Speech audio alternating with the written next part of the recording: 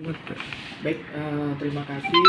Jadi kami secara langsung mewakili Pak Kasat ya. Ya. Saya sendiri Kabid Tibung didampingi dengan Kabid PPUD, kemudian dari koordinator PTI dan koordinator lapangan pada saat melakukan penertiban pada hari Sabtu 3 Juni 2023. Jadi kami menjelaskan adapun terkait penertiban tersebut kami lakukan berdasarkan surat tugas nomor 730-1844-PP-2023 yang dikeluarkan tanggal 31 Mei 2023 atas nama Kasat Pol PP ditandatangani oleh sekretaris.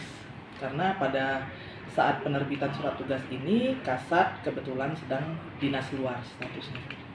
Jadi untuk penertiban ini itu adalah salah satu program dari Satpol PP. Itu ada subuh bersih-bersih namanya, yang digalakkan sejak Kasat sebelumnya.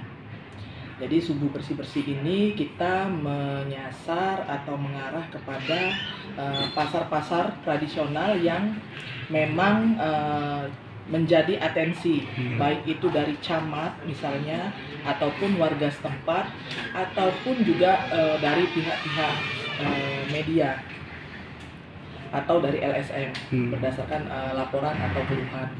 Nah, jadi untuk penertiban Sabtu itu semula memang kami rencanakan itu semula ya, itu ke 10 ulu, 8 sampai 10 ulu.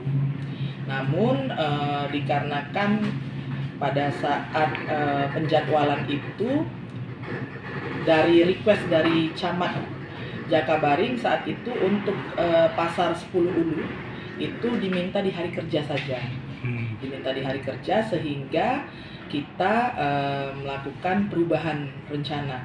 Nah, gembor-gembornya itu udah ke arah 10 ulu. Makanya akhirnya begitu kita rubah rencana, itu alhamdulillahnya itu tidak diketahui atau tidak bocor sama sekali. Sehingga untuk pedagang yang tidak pernah bongkar ya, yang perlu kami garis bawahi adalah tenda-tenda buah itu setiap kami lakukan penertiban subuh bersih-bersih itu selalu lolos, Pak. Ya, selalu lolos karena kita tidak tahu bocor atau seperti apa. Nah, karena ada perubahan rencana yang tidak diduga, itu akhirnya semuanya itu dapat. Dan nyata memang tidak dibongkar sama sekali.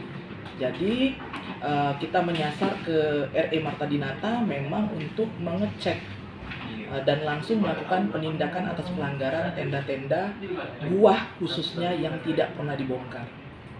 Jadi itu dasar. Kemudian timbul pertanyaan SOP ya. Terkait SOP, kalau untuk penertiban PKL itu seyogyanya sama seperti tilang sebenarnya. Begitu ditemukan pelanggaran itu bisa dilakukan penindakan.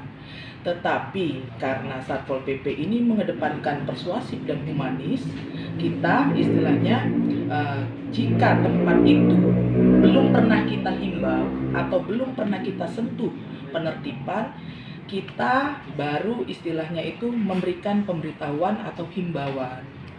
Nah, baru akan dilakukan penindakan. Tapi kalau khususnya RE Marta Dinata ini, bahkan sebelum kami menjabat sebagai Kabid Op, itu sudah sering dilakukan pemberitahuan, himbauan. Bahkan saat saya menjabat pun sudah pernah ada surat yang dibagikan ke seluruh PKL di lokasi tersebut. Jadi untuk pemberitahuan atau peringatan apapun itu terhadap PKL itu sudah tidak diperlukan lagi. Jadi seperti itu untuk SOP penindakan terhadap PKL. Kemudian terkait ada yang meninggal. Nah, ini perlu kami sampaikan bahwa pada saat kami melakukan penertiban, jarak antara penertiban dengan waktu almarhum pedagang itu tergeletak itu sangat jauh ya, 300 meter lebih jaraknya ya, itu cukup jauh. Pada saat itu anggota pertama melihat ada yang tergeletak dia mau bantu tapi dia takut kesalahan, sehingga dia memanggil terlebih dahulu warga yang ada di sana. Kemudian ketika saya tahu, saya langsung memerintahkan patroli 8 waktu itu segera bawa ke rumah sakit terdekat. Itulah diputuskan membawa ke rumah sakit Bombaru. Nah, informasinya mungkin memang melihat kita, mungkin salah satu pedagang di sana melihat kendaraan kita, melihat orang-orang kita, padahal belum menyentuh mungkin dagangan atau terkait yang milik almarhum, tapi sudah mungkin ya shock atau seperti apa. Nah, sehingga kami bahkan saya sendiri tidak mengetahui wajah, karena tidak ada interaksi, tidak ada komunikasi sama sekali. Bahkan barang dagangannya aja kami tidak tahu yang mana. Nah itu, jadi kami yang malah langsung membawa almarhum ke rumah sakit. Untuk yang cekcok ya, jadi pemberitaan ini cekcok sampai dengan serangan jantung. Cekcoknya itu di depan ex gedung bioskop yang di Gembira ya, itu cekcok dengan ibu-ibu, bahkan ibu-ibu itu bawa sapu, nggak mau tendanya itu diamankan. Nah, sedangkan yang pedagang yang tergeletak tadi itu jauh, Pak. Lemabang. Sebelum depan Budi Wijaya. Iya, jadi berbeda. Ya. Cekcoknya di mana, korban yang istilahnya bukan kita katakan korban, tapi pedagang yang kena serangan jantung itu di mana? Posisinya jauh. Dia bawa gerobak kan? Di mana? Dia membawa gerobak tuh. Nah, almarhum membawa gerobak atau tidak saja kami tidak lihat, karena sudah tergeletak, Pak, posisinya.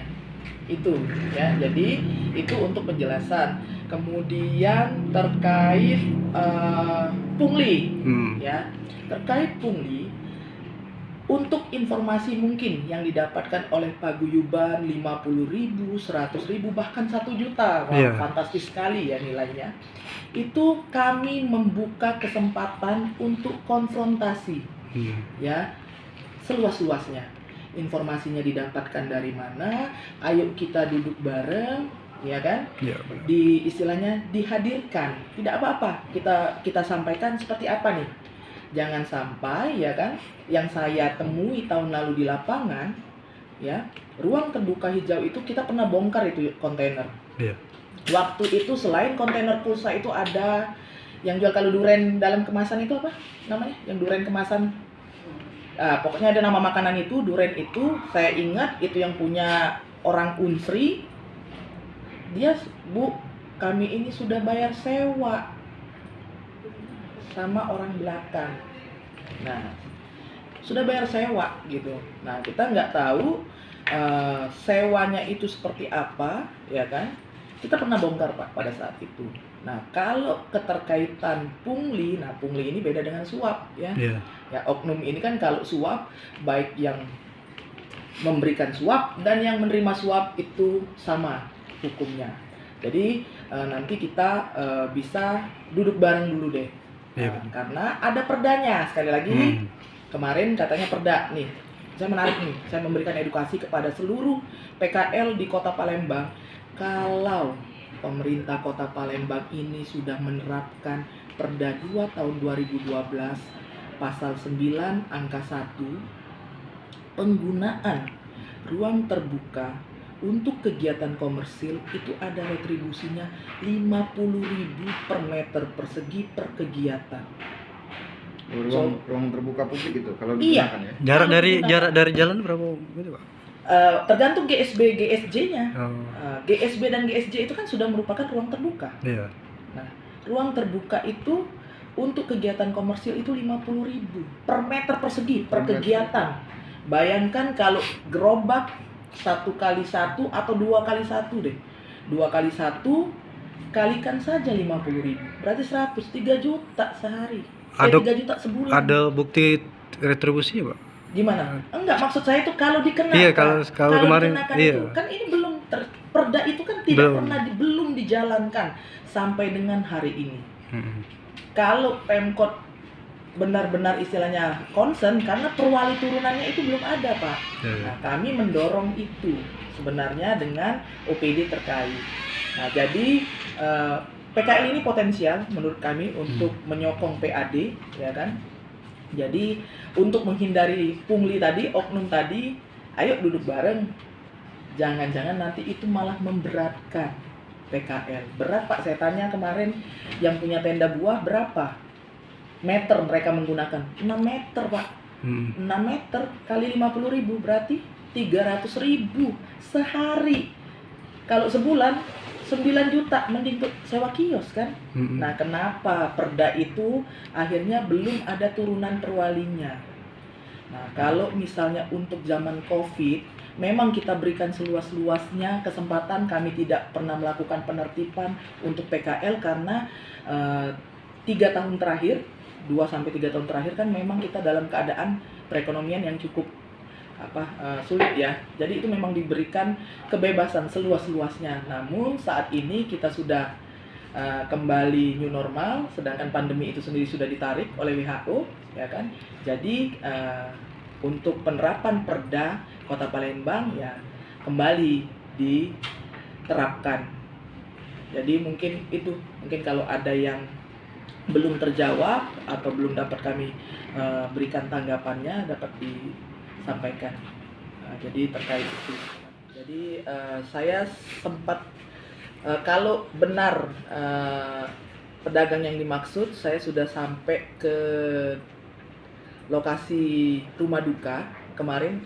Jadi selesai penertiban, niatan saya bersama satu orang anggota yang mengendarai mobil saya, kami ke rumah duka Pak. Jadi kalau tidak salah namanya itu Pak almarhum Sarjana, usia 65 tahun. Saya sudah sampai di depan perumahan kompleknya, namun dapat istilahnya itu advice dari Kasat, dari pimpinan kami bahwa nanti tunggu dulu sehari 2 hari.